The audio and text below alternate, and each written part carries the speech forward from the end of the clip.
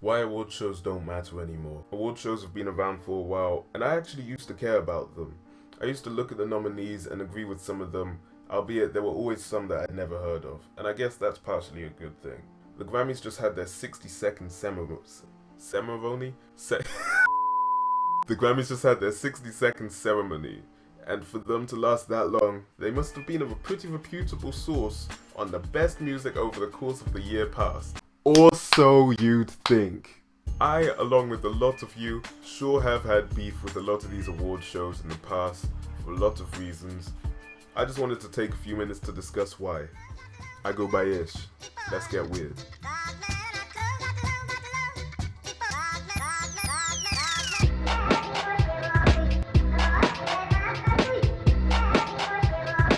At this point in time, I do feel like a lot of these award shows are less based on the quality of the music being put out. Nowadays, it feels more like a clout chasing contest in which whoever has the most automatically gets an award. In a lot of cases anyways. Voting members only seem to care about the already established artists without looking beneath the surface, below the tip of the iceberg, at artists who aren't known by the greater public. And looking at it, don't you think that some of these awards giver routers have a responsibility to keep a level playing field when it comes to who they're nominating? It's not just about the clout, it's about the quality. You know what I'm saying? In May 2019, a classic album was released. I don't even mess with Tyler like that, I'll be real. But Igor is most def a classic album. Whether or not I'd call it a classic rap album, I don't even know about that. That's not true. I do know about that, okay? That album is way more singing than rapping right from the jump, okay? That album, in my opinion, is alternative R&B or even anti-pop. And Tyler himself said that it's a pop album. So, what's going on, Grammys? What's even crazier is the fact that Tyler went on to say that the Grammys' choice to play him in the... You know what, I'll just let him say it himself. On one side, I'm very grateful that what I made could just be, acknowledged in a world like this. But also, it sucks that whenever we, and I mean guys that look like me, do anything that's genre bending or that's anything, they always put it in a rap or urban category, which is, and I don't like that urban word. It's just a politically correct way to say the N word to me. So when I hear that, I'm just like, why can't we just be in pop?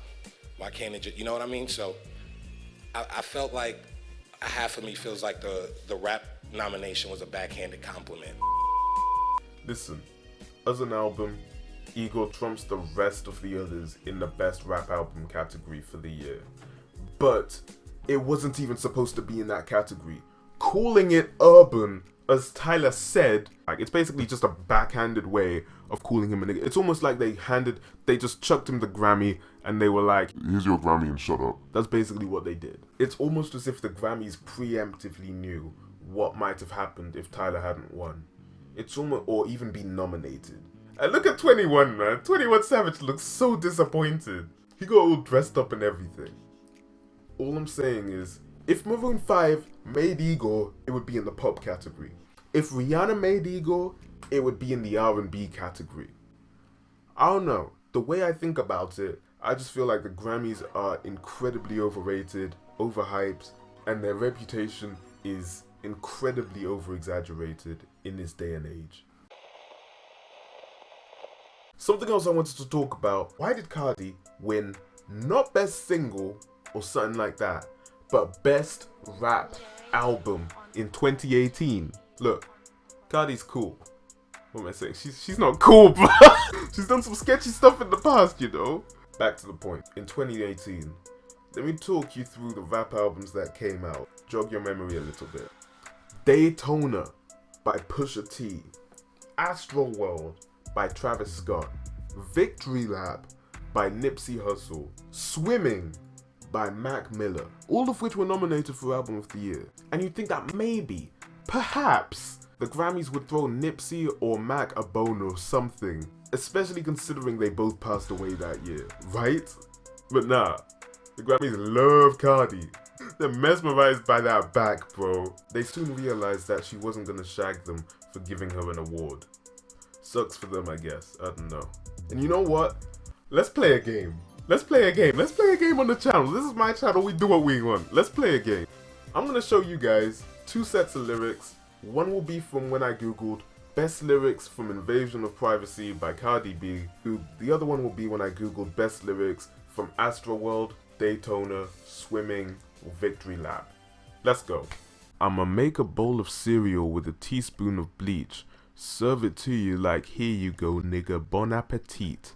Versus, I'm married to the game, that's who I made my wife. Said I die alone, told that she probably right. Take your time, 5 seconds. Figure out who said what. One of those was by Cardi B, the other one was by one of the other artists.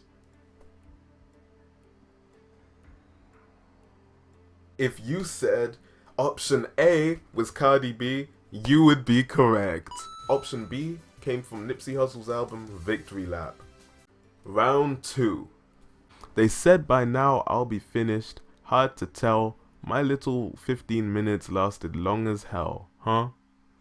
Versus, let's cram numbers easily. The only rapper sold more dope than me was Eazy-E. How could you ever right these wrongs when you don't even write your songs? 5 seconds, do your thing. One of those was by Cardi, the other by one of the other people nominated. If you chose option B as Cardi B, you would be wrong. It was option A. Option A was Cardi B, right? Okay? Option B was from Daytona by Pusha T. Round 3. Pop that pussy like poppin' pussy is going out of style. Pop that pussy while you work. Pop that pussy at... there. Pop that pussy on the pole. Pop that pussy on the stove. Make that pussy slip and slide like you from the 305. Versus, you was coughing when you hit my weed, but I've never seen you feel that free. So cute, you wanna be like me. 5 seconds. Dude, I don't think you need 5 seconds. If you chose option A, congratulations. That was by Mac Miller, Swimming. I'll let you guys come to your own conclusions about that. I'll leave it at that. Let me be honest with you. In 2009 at the VMAs, I honestly agreed with their verdict for Female Video of the Year. I was only like 8 at the time. I had no idea what was going on. But looking back, Taylor Swift's video for her song, while cheesy, was still an amazing video. The song wasn't better than Single Ladies though. I know that for sure. If it was best single, Single Ladies trumps whatever Taylor Swift song. I'm not too sure which one it was. Anyways, the song paired with the video, however, sort of looked and sounded like a Disney Channel show. And I'm not sure if that's what she was going for, but if you watch it again, the plot paired with the cinematography, chord progressions, and all of that, it really did give Disney. However, if we circle back to the VMAs, right? If Kanye had not trotted his way up to the stage, stolen the microphone, and finessed Taylor's moment, the last 12 years of music just wouldn't have existed. They would be so different. It would be insane. Because look at it like this. My Beautiful Dark Twisted Fantasy, it would have never been released. So many artists would not exist, or at least be anywhere near as successful as they are today. And we'd have never gotten to see a naked Donald Trump in bed with Amber Rose in one of the greatest music videos of all time. It's all dubs and we have the VMAs to thank for that, okay? That's all I'm saying. In case you guys weren't aware, I run a podcast where I interview underground artists. You should check it out if you want. I spend a lot of time on that Fans Also Like tab on Spotify, scouting out different artists for the pod.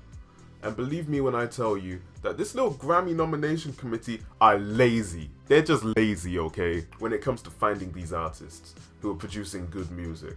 Example, this guy Duckworth, right, came out with a classic. Let me not mince my words. It's a classic album. Banger after banger. Just about no skips, right? Go listen to it. Go listen to it after this. Or even pause this and go listen to it. I don't mind.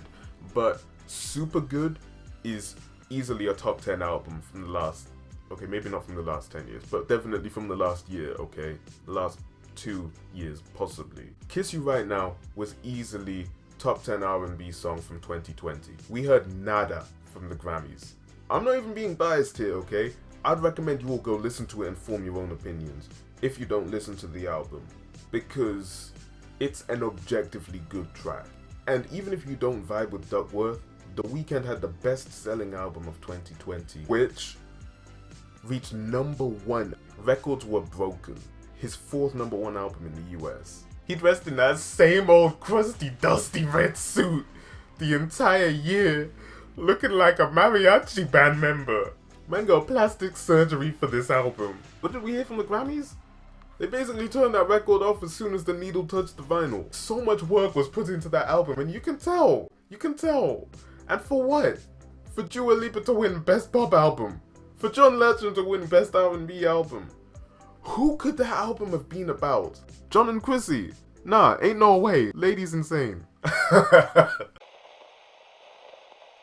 While I was researching info for this video, I stumbled upon a video by Alpha Media called Best and Worst of the Grammy Nominations, and it made me realize that the Grammys have been pulling these shenanigans for a while now. Not like a couple of years, but since even 2010, and possibly even earlier. My biggest shock came when I saw that in the year 2012, one of the greatest no exaggeration, one of the greatest albums of all time was snubbed. We talked about this earlier. My Beautiful Dark Twisted Fantasy, Kanye West, plus the help of like 100 other collaborators. His greatest opus didn't even receive so much as a nomination. In all honesty, if you disregard everything I've said in this video, at least take that with you when you leave. So Ish, what do you propose we do? Stop giving them so much attention. When the Grammys come up with their next list of nominations, don't even look at it. Don't give them the time of day. The Grammys don't exist anymore. What I'm saying is that if enough of us ignore them, maybe they'll get their act together. Maybe they'll pattern up. That's all I'm saying. Anyways, that's it for me this time. I'll let you guys do your thing. Let me know what you guys' biggest Grammys snubs are. Let me know what you want to hear me talk about in the comments as well. It's nice hearing from you guys sometimes. Stay lit. I'll see you later, alligators.